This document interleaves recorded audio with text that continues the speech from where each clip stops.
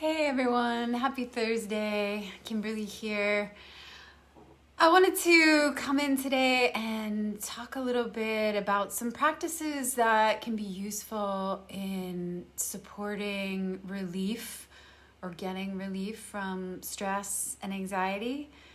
It's been an intense few weeks in the news anyway. Never mind what anyone might have going on in their personal life, but between mass shootings in grocery stores and schools, I think a lot of us are feeling the heaviness of the grief in that, whether we have some connection to those places or not.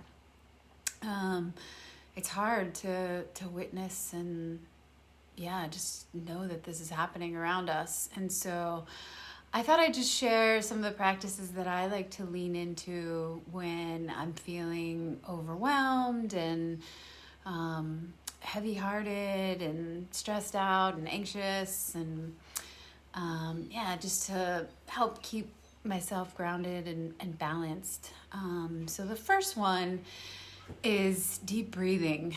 And so full belly breaths where I begin with the inhalation and focus on bringing the inhalation down into the low belly and expanding my low belly, back, sides in all directions. So I'm going to just stand to show you, like, filling this whole area in all directions, front, back, sides, and then gently bringing the breath up to expand the rib cage in all directions, and then all the way up to maybe even lift the collarbones and expand the shoulder blades in the back in all directions. So really just trying to fill the entire torso with fresh, nourishing breath. And our breathing is very intimately connected to our mind and our nervous system. And so when we work with the breath, we can work on our mental health and our nervous system. And so slowing down your breath and taking these big, full, deep breaths helps to shift your body into a state of calm and a sense of safety.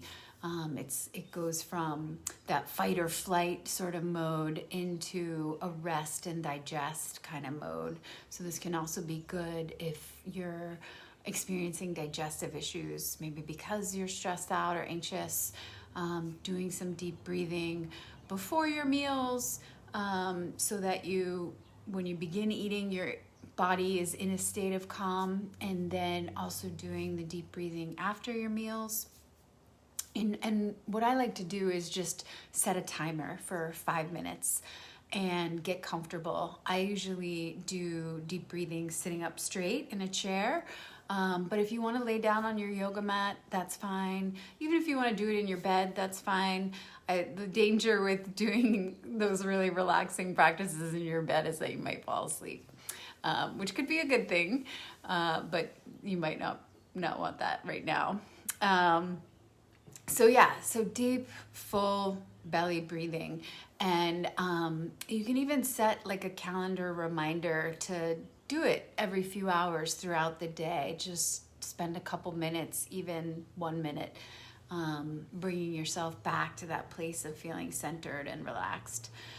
Another practice that's really grounding and calming is massaging your feet with some oil or lotion. I like to use coconut oil or sesame oil, or shea butter is another favorite of mine.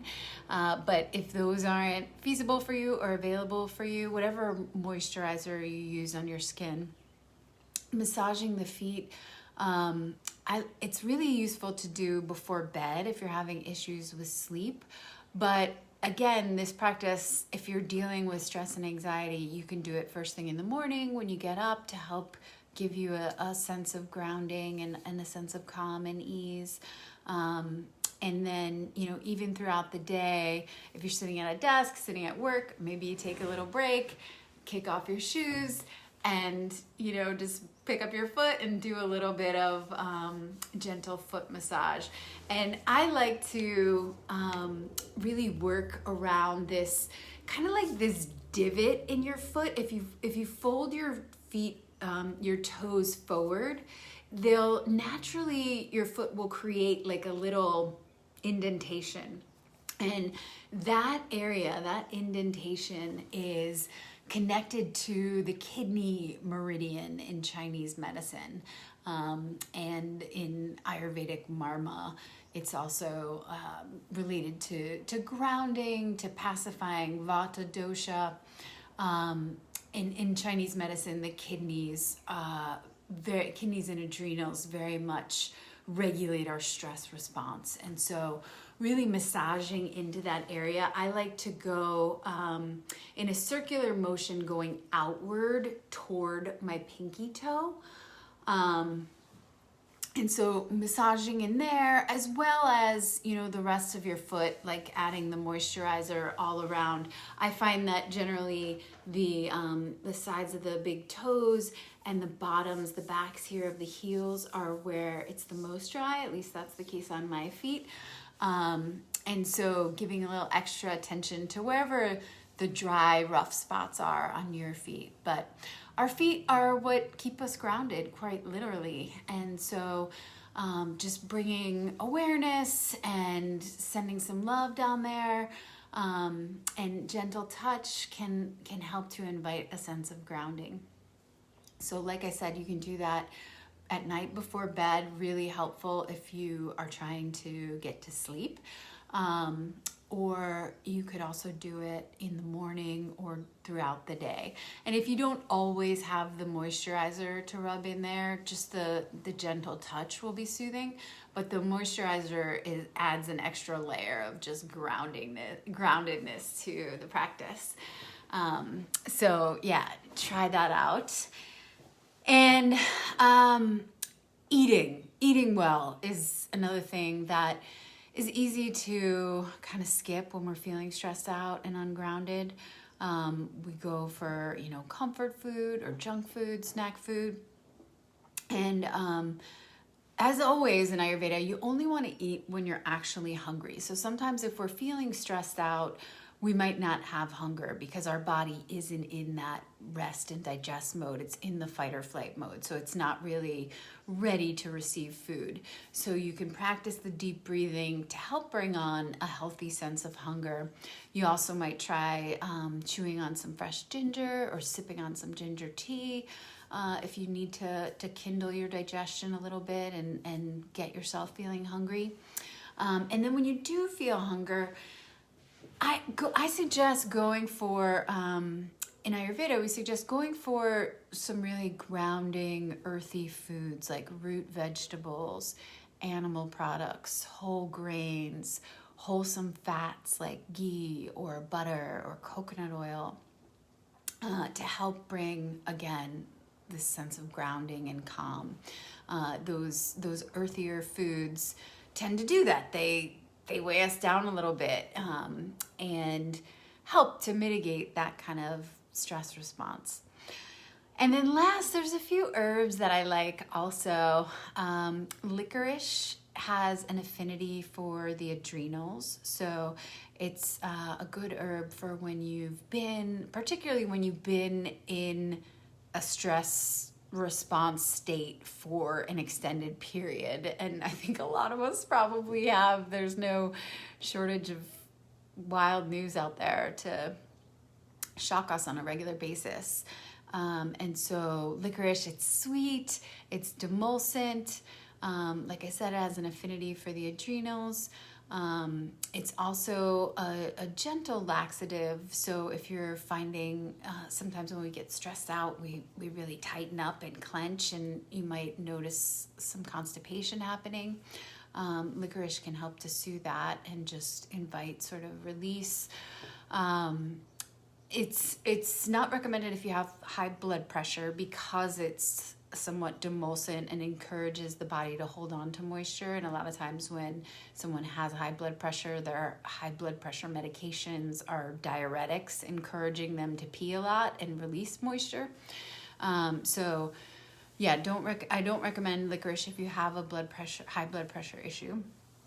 But if you don't, it's a really nice soothing herb. Great to have it in the evening time before bed to just help you wind down. It's almost like a little dessert because it's got that sweetness to it. You can either get the whole loose herb, the root, and low boil it in water for about 20 minutes to get the medicine out. Otherwise, you can get the already made tea bags and just, brew a cup of tea. Another really nice herb for stress and anxiety is ashwagandha. It's good for anxiety, insomnia, constipation, just any kind of nervous system tension.